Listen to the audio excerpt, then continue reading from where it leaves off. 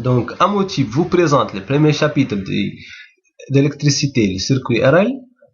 Donc, une résistance en série avec une bobine L, c'est ce qu'on va étudier aujourd'hui. Donc, une bobine consiste en un long fil conducteur recouvert d'un vernis isolant que l'on a enroulé autour d'un cylindre isolant. Elle est symbolisée de la manière suivante. Donc ça, c'est une bobine idéale. Donc, et là, c'est une bobine plutôt réelle. Donc, il y a une petite résistance RR en série, une petite résistance R en série avec l'enroulement L. Donc, l'ensemble constitue la bobine réelle. Cette bobine, quand elle est insérée dans un montage, on aura une tension qui s'applique à ces bornes. Donc, cette tension elle sera donnée par R fois le courant qui traverse cette bobine, plus L, la dérivée de ce courant par rapport au temps. Donc ça, c'est les définitions de grandeur. La tension aux bornes de la bobine en volts. Petite r, la résistance interne de la bobine en ohms. I, c'est le courant qui traverse la bobine en ampères. L, c'est l'inductance de la bobine en Henry. Et la variation DDI, c'est DDT, c'est la variation de l'intensité du courant en ampères seconde mesure. Voilà, on appelle la constante du temps, la constante de temps du circuit RL, et le rapport L sur R. Donc tau, c'est la constante du temps en seconde, L, l'inductance de la bobine en Henry, et R, la valeur de la résistance en série avec la bobine en ohm. Donc cette résistance, il ne faut pas la confondre avec la petite résistance, petite r, qui est la résistance interne de la bobine dans le cas d'une bobine réelle. Voilà, l'énergie emmagasinée, c'est M, 1 demi LI au carré. Donc E, énergie magnétique en joules, L, l'inductance de la bobine en Henry, et I, c'est l'intensité du courant traversant la bobine en ampères. Voilà. On appelle circuit RL le circuit comportant une résistance et une bobine montée en série. Pour étudier, bon voilà, c'est un circuit RL série. La variation, pour étudier maintenant la variation du courant, on s'intéresse à l'établissement du courant et aussi à l'annulation du courant. Donc on va faire des montages. Le montage qui est à gauche, établissement du courant dans la bobine, on voit une source de tension qui alimente la bobine en série avec l'inductance. Là, c'est la bobine en série avec une résistance R, grand R. Donc on va nommer grand R et là c'est une bobine grand L. Donc c'est une bobine qu'on va prendre, une bobine idéale. Donc il n'y a pas de résistance interne en série. Voilà. Donc là, dans ce cas, on aura une maille. Donc cette maille là. Donc la tension. Donc la somme de cette somme de cette tension. Voilà. Donc cette tension, c'est la tension, c'est la source de tension. La loi de maille, donc moins, parce que si voilà, si on fait la maille dans ce sens, moins. Donc c'est dans le sens de flèche d'orientation. Bon, l'orientation est arbitraire. Bon, vous pouvez faire comme vous voulez. Voilà. Moins la tension au bord de la bobine, moins la tension au bord de la résistance, égale à 0. Voilà, donc la somme, donc cette maille-là nous donne en fait la relation entre ces trois grandeurs. Par contre, lors de l'aliénation, on ouvre le circuit, on aura la somme de ces deux résistances qui est égale à 0. Vous voyez, c'est en fait le montage qui est là à droite, donc l'annulation du courant dans la bobine. Donc à droite, on aura cette maille là, donc la tension au borne de la résistance grand R et la tension au borne de la bobine, leur somme égale à 0. Maintenant, on s'intéresse aux allures du courant dans les deux cas. Donc la courbe qui est à gauche, donc qui donne l'établissement du courant dans la bobine.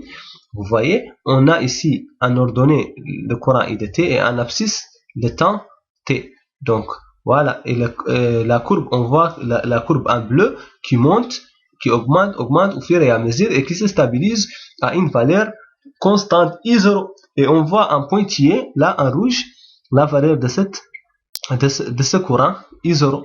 Donc pour déterminer la constante de temps tau, graphiquement, on trace la droite passant par 0. Donc c'est la droite en vert, la droite passant par 0 est tangente à la courbe. Donc elle est tangente à la courbe. L'intersection avec la droite d'équation y égale à I0, donc c'est le pointillé en rouge qui passe par le courant I0, c'est la droite là en pointillé rouge. Voilà. Donc l'intersection va nous donner l'intersection et on projette, il faut projeter, c'est l'axe des abscisses pour trouver la constante de temps tau. Donc c'est la petite constante notée là, tout à fait en bas là, c'est l'axe des abscisses en vert.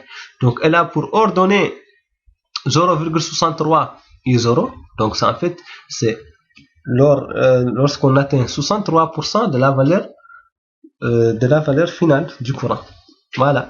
Maintenant, la courbe qui est à droite, donc qui consiste à l'annulation du courant dans une bobine. Donc on a que le courant est égal à une valeur constante I 0, puis on a ouvert le circuit, donc le courant va décroître, voilà, jusqu'à s'annuler. Donc pour déterminer la constante de temps aussi, on fait pareil, on trace la droite, là c'est la droite en vert, c'est la tangente à la courbe qui passe par le point de coordonnées 0 et I0. Donc c'est ce point de coordonnées 0 comme temps et I0 comme courant, l'ordonnée.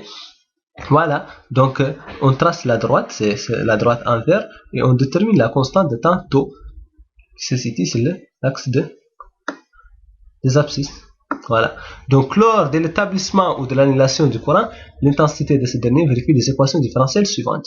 Donc ces deux équations, on peut les obtenir à partir des lois de Maille de démontage qu'on a vu précédemment. Donc si on a fait on avait dit que la somme de détention, la tension aux bornes dans le premier cas, lors de l'établissement, la tension aux bornes de la bobine plus la tension aux bornes de la résistance égale à la tension délivrée par la source. Vous voyez, si on divise l'ensemble par grand R, on trouve la relation entre le courant. Donc cette relation devient L sur R de I sur D de T plus I de T égale la tension U0 sur R, c'est la résistance. Maintenant, lors de l'annulation, la tension elle est égale à 0 parce qu'on a ouvert le circuit et du coup, on aura L sur R de I sur D de T plus le courant I de T qui est égal à 0. Donc, ce sont des équations différentielles de premier ordre. Donc, c'est des équations simples que vous êtes censé être capable de les résoudre facilement, même voilà, sans aucun problème. Voilà. Donc, lors de l'annulation et de l'établissement du courant, on va trouver des équations. Donc, c'est des équations-là différentielles ont pour solution I de t lors de l'établissement I de t égale à I0 en facteur de 1 moins exponentielle moins t sur tau. Et lors de l'annulation, I de t est égal à I0 exponentielle moins t sur tau. Et ces deux équations sont en concordance avec les deux allures qu'on vient de voir précédemment. Donc là, je vous laisse le soin de déterminer les tensions parce qu'on sait que la tension aux bornes de la bobine est égale à L dDi sur ddt, c'est le dérivé du courant par rapport au temps. Donc il suffit juste de dériver cette grandeur-là par rapport au temps et de le multiplier par l'inductance L pour trouver en fait l'équation de la tension. Donc voilà, donc on a fini avec cette partie. Je vais vous mettre une série ou bien un exercice type pour que vous puissiez vous exercer. Et voilà, n'oubliez pas d'aimer la page d'Amotype et à très bientôt.